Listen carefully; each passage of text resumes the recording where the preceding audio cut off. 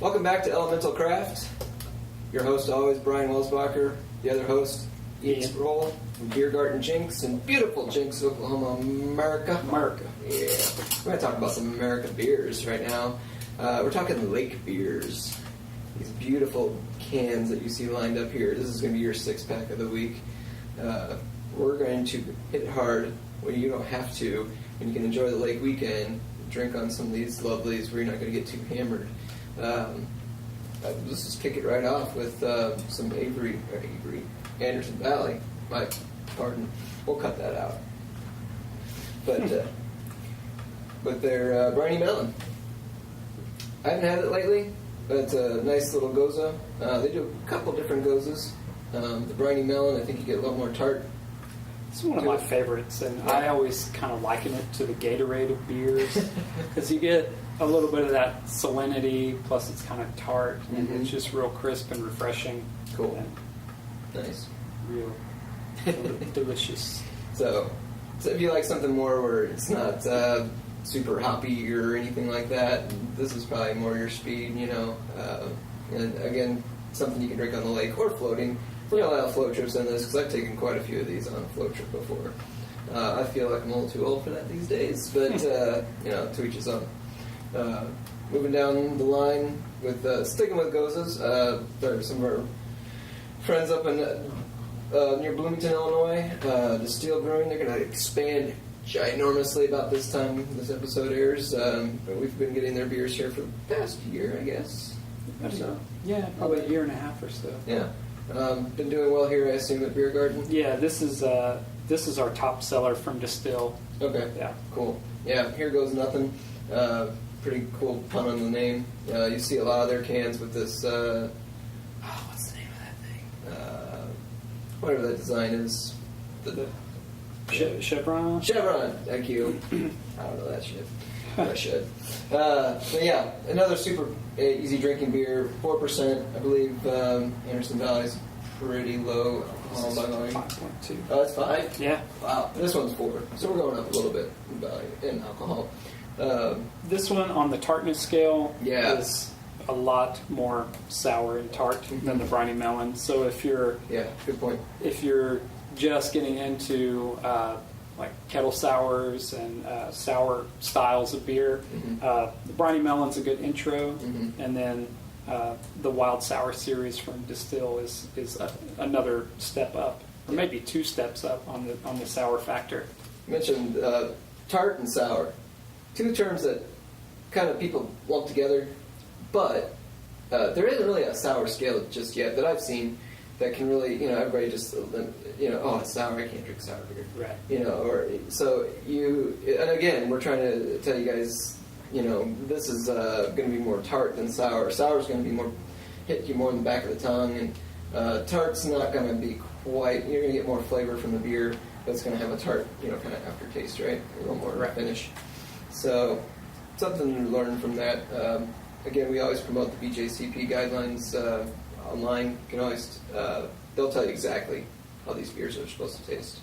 They're changing all the time. Some more, getting away from the sour and tart, going towards more of the IPA, more hop forward on these. The next one that I'm loving has just been released, probably be out a few weeks after this episode airs, but COOP's Saturday Siren. I talked to somebody about it. Can't believe it hasn't been named something like that yet. The Saturday Siren, especially around Oklahoma.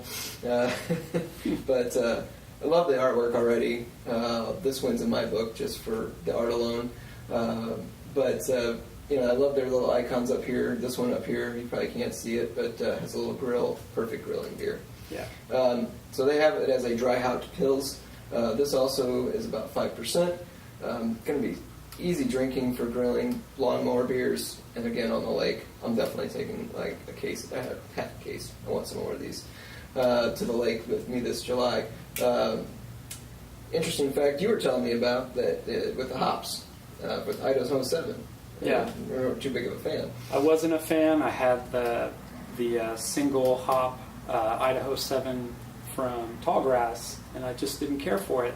And this one actually surprised me because it's dry hopped with Idaho 7 and Comet, and that combination, it really did it for me. And Perhaps maybe the malts with the other one too heavy. Perhaps, too. And then this is a Pilsner. Yeah. It's really good, guys. Go out and seek it. It's a nice summer release for them. I believe a seasonal for them as well. Yeah. Now we're getting to the big dogs. These guys have been, not that these guys are, but these guys have been around for quite a while, kind of putting the staple of super easy drinking beers, hop forward, all day IPA. Man, if you don't know it, come down here and get it. Check out these guys. These stovepipe, they call them, 19.2 ounces. They can barely stand up. They're so heavy. All day is a really great deal because you can get it in a 15-pack for roughly $1 a beer. Yeah. The stovepipe cans are less than $2, and it's a killer deal. It's a killer beer, and it's a staple in my fridge during the summer. This is when session IPAs were kind of back big in style, and they came out with this guy. Yeah. And Founders kind of was retooling their lineup and things like that, and now you can get this all the time. And I don't know, this is our buddy Matt Denham's most favorite beer of all time, Nice. From what I know. I'm sure since he's been working at Rovetail, he's had a few other good ones, but I think this is his. This is like his water. Another Great Lake beer that I love, and I've been taking quite a bit, is Santa Fe's Happy Camper IPA. Santa Fe's been around for quite a while in this state. I think it moves pretty well throughout. Yeah. They've got, pretty good staple beers. Their Java Stout. They've got an Oktoberfest that does okay. Yeah. We talked about the Gold in the previous episode. But this guy, I don't know what it is. It's super balanced. It's got a good piney, citrusy, good malt backbone to it. Real easy to drink. Comes at about 6.5%, so a little bit heavier on the side. So take it a little easy when you're in the lake. Have some floaties on, make sure. But I love that beer. And last but not least, the new one that came in not too long ago, Stone. Yeah, they've been available since February. Okay, thank you. But Ripper comes in a nice little 6-pack, reasonably priced for Stone beers, especially. Yeah. They've been known to kind of jack it up a little bit, but rightly so, they do a good job. But I love this guy right now, Stone Ripper, a really quality pale ale, just another. I hate to say, we're repeating ourselves, but easy drinking. Yeah, it's juicy. It's not overly bitter. It's like I said, a rip and swell of juicy hops. right. What more do you need? I mean, you can read the novel on the back, as they always have. Good easy reading while you're out on the lake. Get all those magazines. But that's been our 6-pack of the week. For the word this week, I'm going to go with can. Can. So, see, we have all these beautiful cans out here. Can is going to be the best vessel for your beer lately. No light struck. I think light struck. Let's go more light struck. Light struck. Yeah, let's go light struck for the word. Light struck means, when you get bottles, especially like with your Coronas, the clear bottles, light affects your beer over time. It's going to give you that skunky flavor. Sunlight affects a compound in the hops, and it can skunk a beer very quickly. So any beers you see in clear glass bottles or green bottles, they're going to have that skunky flavor. Because the amber colored bottles, cans, they shield from that light, and you're not going to have any skunky beer. Plus, you can pack more of these in a cooler. They're lighter. Much lighter. It just makes more sense, people. Yeah. So, and you can crush the can when you're finished, takes up less space. Just don't drown them in that lake. I'll come for you. Talking to you. So, from us here at Melon Craft, that's been our Lake Beer 6-pack. So come on in, purchase a 6er from Ian, and go drink them. Forget everything you know. Come back next week, and we'll teach you some more stuff about craft beer and ciders and sours and too much, man. Whatever else. Too much. So again, from me, Brian of Beers OK.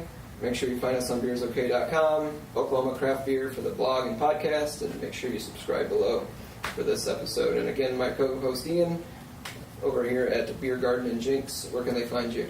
BeerGardenJinx.com, Facebook, Instagram, Twitter, You can also see our full beer list on Untapped. If you want to come into the store, we'd really love it. It's 807 East A Street in Jinx, just across the bridge from Riverside. There you go. So if you're outside cycling, boating, anything this summer, come by and pick up one of these bad boys. That wasn't cheesy at all. Yeah. Is that a stovepipe in your pants, or you just have to?